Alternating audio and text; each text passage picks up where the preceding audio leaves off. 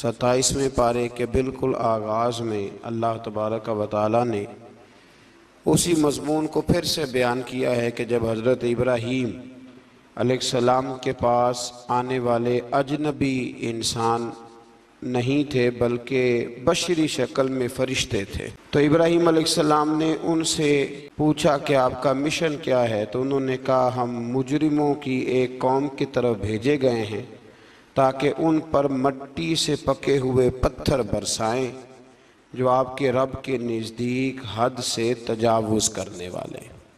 हज़रत लूत अलैहिस्सलाम की कौम पर जब फ़रिश्ते अज़ाब नाजिल करने आए तो फिर दोबारा से कुरान मजीद ने 27वें पारे के आगाज़ में उसका तज़किरा फ़रमाया। 56 में फ़रमाया वमा खलक़तुल जिन्न वल इंसा इल्ला लियअबुदून, फ़रमाया जिन्नों और इंसानों को हमने अपनी इबादत के लिए पैदा फ़रमाया है। जिन्नों और इंसानों की तख्लीक का मकसद ये है कि वो अपने रब की इबादत करें, मकसद इबादत है। इमाम गज़ाली रहमतुल्लाह अलैह फरमाते हैं कि अल्लाह तबारक व तआला ने ना जिस तरह इंसान के वजूद में खाने की, पीने की और सोने की तलब रखी है ना कि खाता है पीता है फिर उसे नींद आती है, फरमाया इसी तरह अल्लाह तबारक व तआला ने इंसान के वजूद के अंदर इबादत की तलब रखी है। इस बात पे आपने गौर करना है, इसके वजूद में तलब है इबादत की। इमाम गज़ाली फरमाते हैं कि आपने देखा कि किसी ज़माने में लोग बुतों को पूजते रहे, पत्थरों को पूजते रहे, सूरज को पूजते रहे, चाँद को पूजते रहे, सितारों को पूजते रहे माज़अल्लाह, लेकिन किसी ज़माने में आपको ये नहीं मिलेगा कि इंसान ने किसी को पूजा ना हो। अल्लाह ने इबादत की तलब इसके वजूद में रख के इसे दुनिया में भेजा है। डायरेक्शन ठीक नहीं मिलती तो गलत रास्ता इख्तियार कर लेता है, और जब अल्लाह तौफीक देता है और महबूब करीम के कहने पे अमल करता है तो फिर अल्लाह की बारगाह में झुक जाता है। इंसान के आने का मकसद इबादत है। इबादत की बड़ी वसी तारीफ है इस्लाम के अंदर। हम लोग समझते हैं सिर्फ नमाज पढ़ना इबादत, हालांकि अल्लाह की रज़ा के लिए जो काम भी किया जाए वो इबादत है। अल्लाह की रज़ा के लिए जो काम भी किया जाए वो इबादत है। अल्लाह की रज़ा के लिए वो आप कुछ भी करें, वो आप गली से रोड़ा भी उठा दें तो अल्लाह इबादत का सवाब अता फरमाए, वो माँ बाप का चेहरा भी खुश हो कर देख लें तो अल्लाह कामिल हज का सवाब अता फरमा दे। तो इबादत का वसी मफहूम है, लेकिन मकसूद इंसान के दुनिया में आने का इबादत है। लेकिन जब कोई आदमी मकसूद भूल जाता है ना अपना, देखे ना लोगों को मिल के एहसास होता है कि इसका मकसद क्या है। कुछ लोगों का मकसद शोहरत बन गया है, कुछ का मकसद पैसा बन गया है, कुछ का मकसद ही ताल्लुकात बनाना बन गया। तो इससे हमें बाहर आना चाहिए। अल्लाह करीम ने जिस मकसद हयात के तहत दुनिया में भेजा है, हमें उस मकसद की तरफ तवज्जो करनी चाहिए। फिर आगे सूरह तूर शुरू होती है। इस सूरह में अल्लाह ताला के अटल अज़ाब का जिक्र है कि जब उसका फ़ैसला हो जाता है तो उसे कोई टालने वाली ताकत नहीं है, और उस दिन आसमान थर थरा रहे होंगे और पहाड़ बड़ी तेज़ी से चल रहे होंगे। फिर आयत नंबर 21 से अहले जन्नत के लिए अल्लाह अज़्ज़ा व जल्ला की जानिब से जो नेमतें राहतें तैयार हैं उनका जिक्र है, और ये भी कि अहले ईमान की औलाद में से जो उनके सच्चे पैरोकार होंगे वो भी उनसे जाके मिलेंगे। औलाद अगर अपने माँ बाप की, नेक माँ बाप की पैरोकार होगी तो उसमें अगर कुछ छोटी मोटी गलतियां हुई भी तो अल्लाह माफ़ करके जन्नत में माँ बाप के साथ ही मिला देगा। असल में ना नालायक बच्चों का बड़ा जिक्र होता है तो लायक बच्चे रह ही जाते हैं बेचारे। नालायकों का बड़ा जिक्र होता है तो लायक रह ही जाते हैं। याद रखिए कि हर आलिम का, हर दरवेश का, हर सूफ़ी का, हर नेक आदमी का बच्चा गलत नहीं होता। ये भी बड़ी इनफिरादी बात है।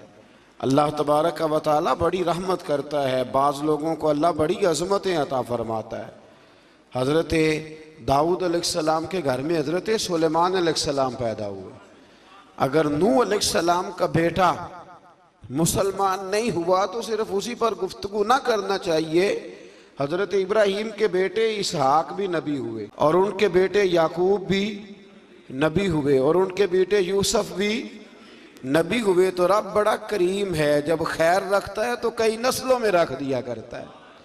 तो हर जगह ऐसा नहीं है, हर मौके पे ऐसा नहीं है। बहुत सारे लोग एक ही रंग में हर चीज़ को देखने लग जाते हैं, ऐसी भी बात नहीं है। जब अल्लाह अता करने पे आता है तो फिर बड़ा करम फरमाया करता है। अब एक बात और भी यहाँ काबिल ज़िक्र है, उस पर भी ज़रूर तवज्जो होनी चाहिए कि अगर माँ बाप नेक हों तो काजी सनाउल्लाह साहब पानीपती फरमाते हैं कि 7 नस्लों तक तो अल्लाह वैसे ही माँ बाप की वजह से रहमत करता रहता है, बेटों पे भी, पोतों पे भी, पड़पोतों पे भी, उनके पोतों पे भी। और दलील क्या है? वकान अबूहुमा सालिहन।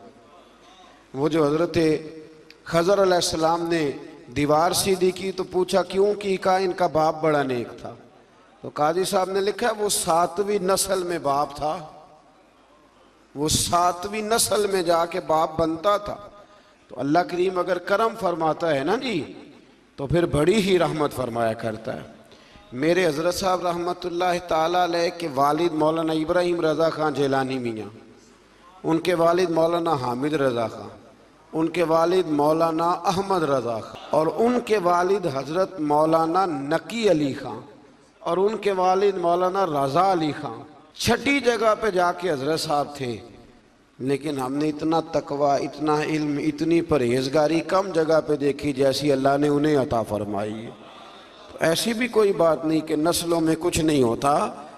अगर अल्लाह ताला करम फरमाए, बच्चे थोड़ी तवज्जो कर जाएं तो फिर जो कुछ उन्हें मिलता है वो भी किसी और को नहीं मिलता। ये भी एजाज़ होता है, अल्लाह करीम समझने की तौफीक दे। आगे सूरह नज्म शुरू होती है।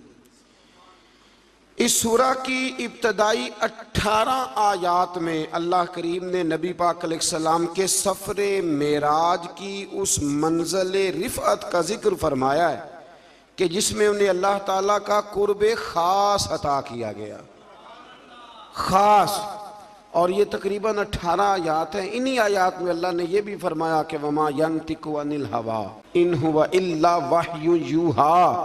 फरमाया मेरा हबीब मर्जी से नहीं बोलता, वही कहता है जो रब उन्हें वही इरशाद फरमाता है। तो 18 आयात के अंदर अल्लाह तबारक व तआला ने फरमाया सुम्मा दना फतदल्ला, फिर वो करीब हुआ और फिर ये करीब हुआ फ़कान काब कौसैन औ अदना। फरमा इतना कुर्बत हुई, इतना करीब हुए कि जितना तीर और कमान करीब होते हैं बल्कि इससे भी ज़्यादा। लेकिन बात बड़ी मज़ेदार है। फरमाया मेरा महबूब मेरे इतना करीब हुआ फ़अौहा इला अब्दिही, वो बंदा ही रहा और मैं उसका रब हूँ, रहे वो बंदे ही हैं। फ़अौहा इला अब्दिही मा औहा, हमने अपने बंदे की तरफ वही की जो दिल किया की। माँ औहा, तुम्हें क्यों बताएं, जो चाहा। ये बड़े शानदार लफ्ज़ हैं। या अल्लाह पूरी बात बतानी नहीं थी तो छेड़ी क्यों थी? भाई पूरी बतानी नहीं थी। फ़अौहा इला अब्दिही माँ औहा, अपने बंदा खास पे वही की जो चाहा की। तो या अल्लाह पूरी नहीं बतानी थी तो छेड़ी क्यों थी? फरमाया बताया इसलिए है कि कोई उठ के कह ना दे कि रब रसूल की मुलाकात हुई तो बात कोई भी नहीं हुई, बातें बड़ी हुई हैं पर तुम्हें क्यों बताएं? बातें बड़ी हुई हैं, तुम्हें क्यों बताएं? वो हमारी आपस की बात है। सी मेराज एक राज मुहब्बतां दा, सी मेराज एक राज मुहब्बतां दा ते नहीं सी हर एक दी समझ विच आउण वाला। कुछ कहंदे ने बंद दरवाजे सन, गया किवें सी अर्श ते जान वाला, ते अबर दखल किए थे अकल दाए जाने जान वाला या ले जान वाला। तो ये वाक़या मेराज को 18 आयात के अंदर अल्लाह करीम ने बयान फरमाया। फिर सूरह नजम की आयत नंबर 38 से फरमाया कि किसी के गुनाह का बोझ किसी दूसरे पर नहीं डाला जाएगा, हर शख्स को अपने किए का पूरा पूरा सिला मिलेगा। किसी पर किसी के गुनाहों का बोझ अच्छा, ये जो बाज़ हदीसों में आता है, बाज़ हदीसों में आता है कि जिस बंदे ने तरबियत ना की तो औलाद की तो उसे भी सज़ा मिलेगी, तो इसका क्या मतलब है? इसका मतलब ये नहीं कि उसे औलाद का गुनाह उसके खाते में डाला गया है। इसका माना यह है कि उसने जो अपनी जिम्मेदारी पूरी नहीं ना की, अपनी जिम्मेदारी पूरी, वो जो हदीस में फरमाया गया ना कि वो औरत पर्दा नहीं करती तो बाज औकात उसके सबब से उसके खामंद को, भाई को या बेटे को अल्लाह की बारगाह में इस्तिफसार किया जाएगा, पूछा जाएगा, तो उसका माना ये नहीं कि बीबी पर्दा नहीं करती थी तो उसको सजा मिलेगी। उसका भी माना यही है कि इसने जिम्मेदारी अदा नहीं की, इसने मना नहीं किया, इसने ड्यूटी, हाँ जो बंदा ड्यूटी करे और सामने वाला मर्जी करे तो फिर इस पर उसका कोई बोझ नहीं है। क़यामत में कोई किसी का बोझ, सब ने अपना अपना उठाना, सब ने।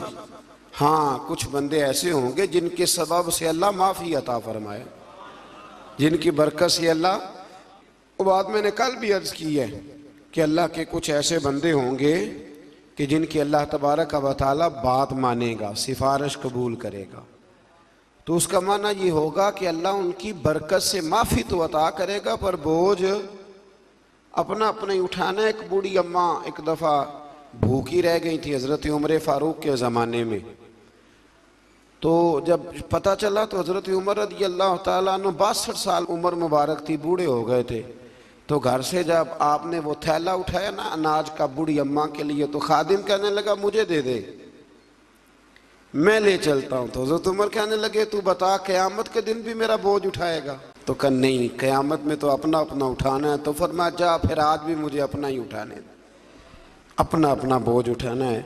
आज ना हमारे ज़माने में हर आदमी को अपनी दुनिया की फ़िक्र है और सामने वाले की आखरत की फ़िक्र है।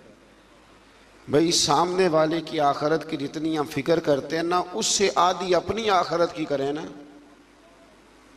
उससे पूरी नहीं। मैंने कहा जितनी फिक्र सामने वाले की है ना, कोई सियाना हो जाए।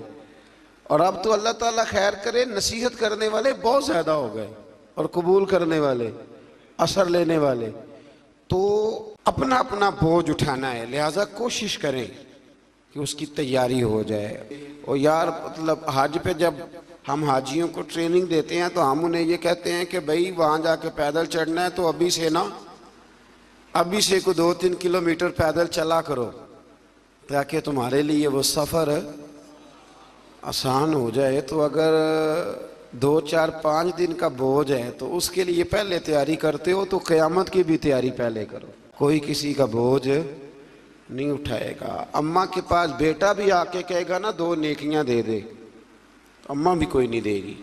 ये हमें रिवायात में मिलती हैं सारी चीज़ें। अब्बा भी नहीं उस वक़्त नेकी देगा, इसलिए कि वो दौर ये है कि हर एक ने अपना अपना बोझ उठाना। आगे सूरत कमर शुरू होती, इक़्तरबतिस्साअतु वन्शक़्क़ल क़मर, फरमाया क़यामत करीब आ गई है और चांद शक हो गया। नबी करीम अलैहिस्सलाम की बारगाह में अबू जहल और कुछ कुफार आए, कहने लगे कि अगर आप चांद के 2 टुकड़े कर दें तो हम कलमा पढ़ लेंगे, अगर आप चांद के 2 टुकड़े कर दें तो हम कलमा। हुजूर मुस्कुराए, फरमाए गवाही देते हो कि वाकई पढ़ लोगे? मैंने बहुत अरसा पहले ये बात अर्ज की थी कि जिसने नहीं ना मानना उसने सारी दलीलों के बावजूद भी नहीं माना।